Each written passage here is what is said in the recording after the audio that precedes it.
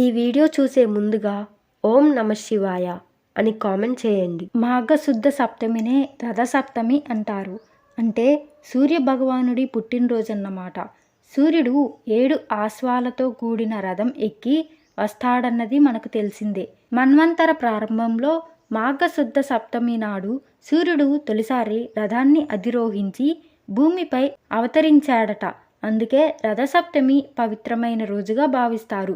రథసప్తమిని సూర్య జయంతి, భానుసప్తమి, మహాసప్తమి, భీష్మ సప్తమి అని కూడా పిలుస్తారు. సూర్య భగవానుడి జన్మించిన రోజునే రథసప్తమిగా జరుపుకుంటారు.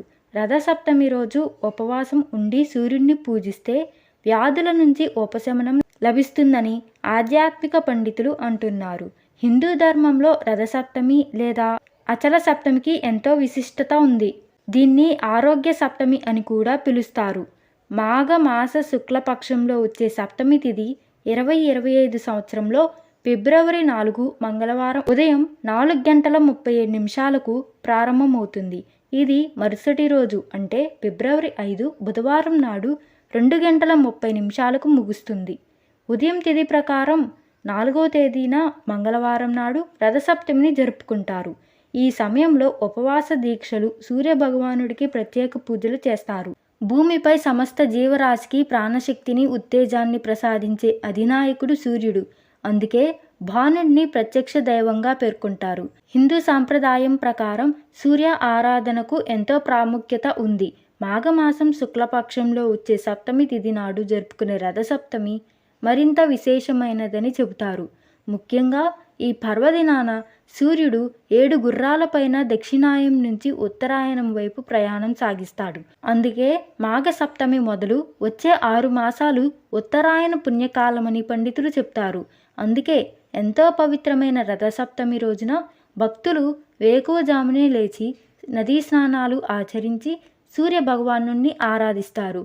ఈ నేపథ్యంలో రథసప్తమి ఈ ఏడాది ఎప్పుడొచ్చింది, శుభ సమయం ఎప్పుడు, దాని ప్రాముఖ్యత ఏంటి, పూజా విధానం, ఆ రోజు సూర్యుడిని ఎలా పూజించాలి వంటి వివరాలు ఈ వీడియోలో తెలుసుకుందాం.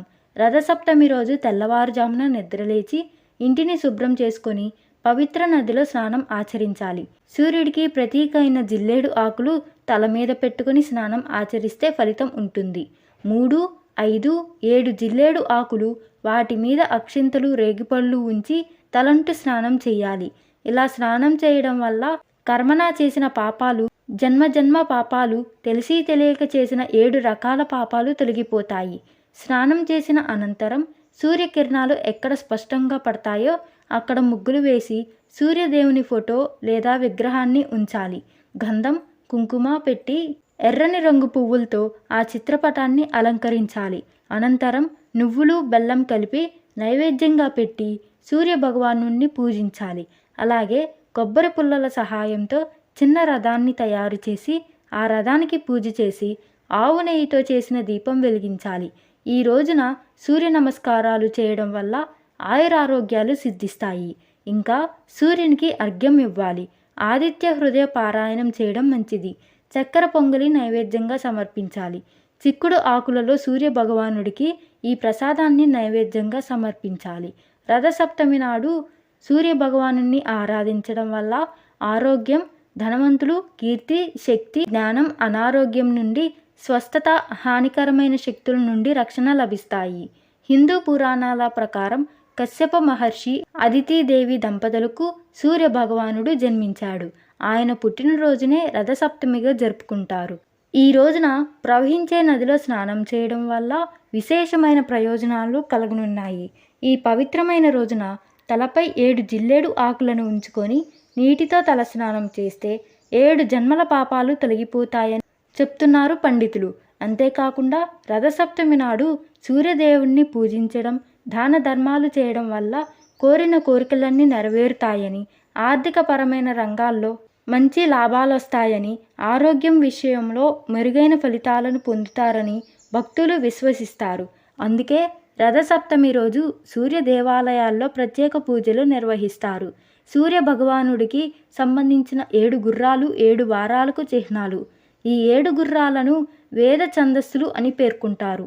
గాయత్రి, త్రిష్ణుప్, జగతి, అనుష్టుప్, పంక్తి, బృహతి, ఉష్ణుక్ అనే 7 గుర్రాల రథంపై స్వారీ చేస్తాడు ఆదిత్యుడు.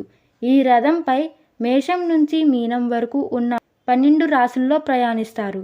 ఈ 12 రాశులను పూర్తి చేయడానికి సూర్యుడికి దాదాపు ఏడాది సమయం పడుతుంది. సూర్యుడు రథంపై ఎక్కి సాగించే ప్రయాణం రథసప్తమి రోజు నుంచే మొదలవుతుంది. ఇలా సూర్య భగవానుణ్ణి ఆరాధించడం ద్వారా సూర్యదేవుడు భక్తులకు మంచి ఆరోగ్యం, దీర్ఘాయువును ప్రసాదిస్తాడని, ఆదాయపరంగా మంచి ప్రయోజనాలు చేకూరుతాయని నమ్ముతారు. మీకు ఈ వీడియో నచ్చితే తప్పకుండా లైక్ చేసి షేర్ చేయండి. మరిన్ని మంచి వీడియోస్ కోసం మా ఛానల్ని సబ్స్క్రైబ్ చేసుకోండి. ధన్యవాదములు.